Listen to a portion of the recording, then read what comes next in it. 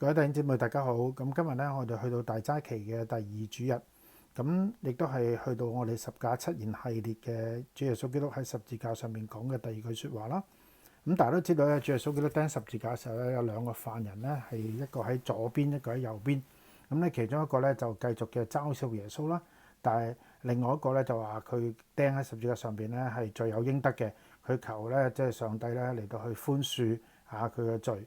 咁喺呢個時候咧，主耶穌基督就同嗰個咧即係悔罪嘅罪人咧，就講咗一句嘅説話。佢話：我實在告訴你，今日你要同我同在樂園裏啊！咁呢個説話咧就係即係十架七言嘅第二句啦。咁我哋咧就今日咧就主要咧嚟到去分享呢一句嘅説話。咁大家都可能都會聽完呢個説話，咁大家都知道啦。從積極嘅角度去睇，咁我哋就話呢一個嘅犯人咧喺最後尾嘅即係時刻，佢都悔改歸向上帝，咁所以有機會咧去到即係同主耶穌基督一齊啦咁樣咁亦都係因為呢一個咁嘅場景啦，喺我哋坊間啦，或者好多人咧都講，咦係咁啊？咁或者咧我哋咧都係一路繼續我哋嘅生活。咁然到臨死之前咧，我哋咧都信耶穌咁臨死之前信耶穌咧就最着數啦。咁因為咧跟住咧就可以咧去上天堂咁樣去到樂園嘅裏邊咁呢一個嘅講法究竟係真唔真確咧？咁樣咁呢個咧就係今日我主要咧想同大家嚟到去思考嘅一個嘅即係情況。當然如果我哋喺臨死臨斷氣之前嗰一刻，如果我哋真係真心悔改嘅話，好似呢一個犯人一樣，我相信咧佢真係可以咧同即係主耶穌一齊去到樂園嘅裏邊或者用我哋今日嘅講法，佢真係咧因為因信咧稱義就可以咧嚟到去與主咧嚟到去同在。咁呢個即係假設佢一定要去真心悔改啦。咁但係頭先嘅問題咧就帶出咗兩樣嘢。第一，即係老實講，你同我都唔知自己幾時真係斷氣噶嘛，係咪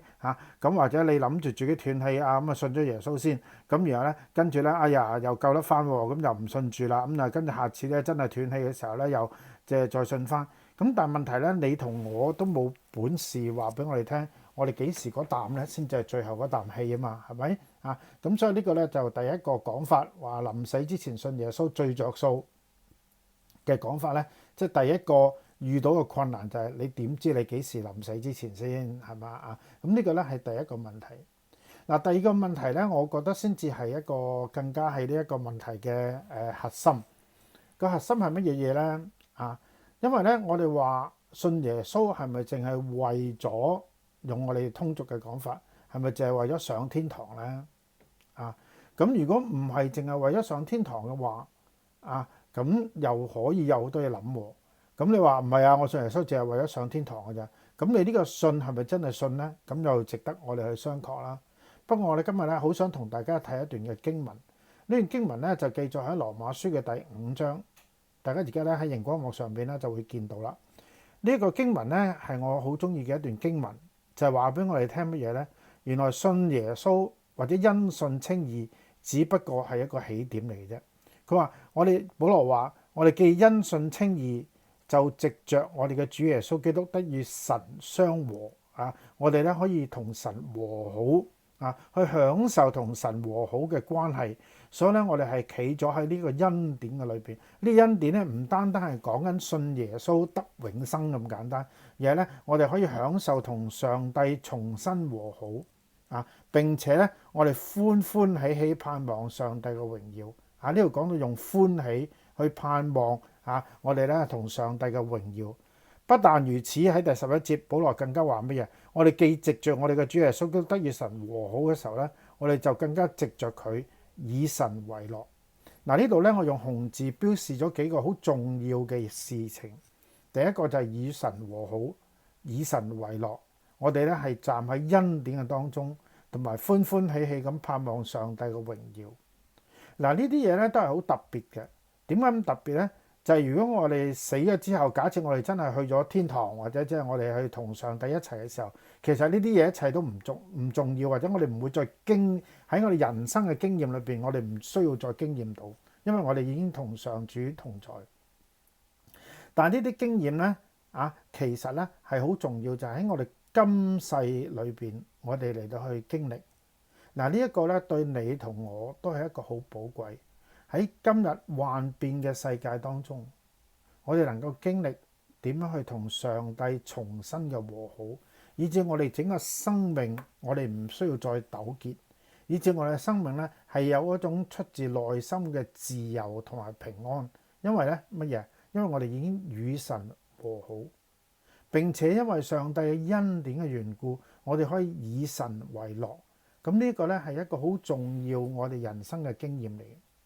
其實嗰啲人話，我做最後一刻我哋先信耶穌，佢就以為咧之前可以咧花天酒地，任自己做乜都得咁樣好開心啊。其實呢個正正係中咗魔鬼嘅詭計，因為你所謂做乜都得，係咪真係乜都得咧？你有冇不犯罪嘅自由咧？你有冇人生仲仍然有好多嘅糾結，仍然咧係陷在呢一個罪惡過犯嘅裏邊，呢一種嘅苦澀苦澀嘅感覺？我相信大部分嘅人都有牽腸掛肚、憂慮煩煩。其實人生真係有好多呢啲困局，呢啲都係信咗主耶穌基督之後，我哋完全嘅交託，我哋與神和好之後，我哋以神為樂之後，我哋就可以歡歡喜喜咁樣嚟到去過我哋嘅一生。呢個歡歡喜喜唔係話我哋成日都好似腓立比書所講我哋成日都喜樂。呢個喜樂唔係話成日嘰嘰嘰咁樣喺度笑，唔係講緊呢樣嘢，而係我哋知道我哋生命最後尾嘅歸宿係乜嘢，我哋知道我哋生命嘅依靠係啲乜嘢，我哋知道我哋生命最重要嘅係乜嘢。當我哋都知道晒呢啲所有重要嘅嘢，好似人生咧就有咗個錨扣住咗，有咗個定向嘅帆，我哋知道去咗邊度。有咗呢個錨，有咗呢個帆，我哋嘅人生就穩妥。穩妥嘅人唔需要再害怕，唔需要再害怕嘅人，無論面對乜嘢風浪，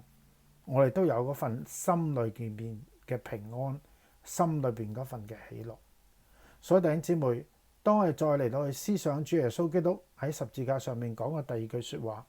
今日你就要同我去個樂園裏邊。呢一個係一個好大嘅應許，但係唔等於我哋話，我哋最後嗰刻先信耶穌，因為冇人知道最後嗰刻喺邊度。亦都係因為我哋若果能夠早啲信耶穌嘅話，我哋就能夠越早去經歷上主同在嗰種嘅甘美，上主同在嗰種嘅平安，同埋上主同在嘅喜樂。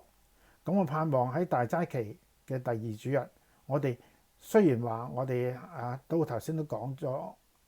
即係喺上一次我哋都講咗大齋期好多時我哋講捨去，但係我哋今次嘅大齋期我哋想講多啲。上次我哋講緊寬恕，今次我哋講緊我哋學習以神為樂。喺我哋嘅生命裏邊，我哋揾到生命嘅錨，揾到生命嘅帆個舵，我哋向住邊一個方向，以致我哋真係可以以神為樂。我一齊低頭，我哋同心禱告。天父上帝，我哋再次嚟到多謝你，因為我哋知道原來我哋相信你，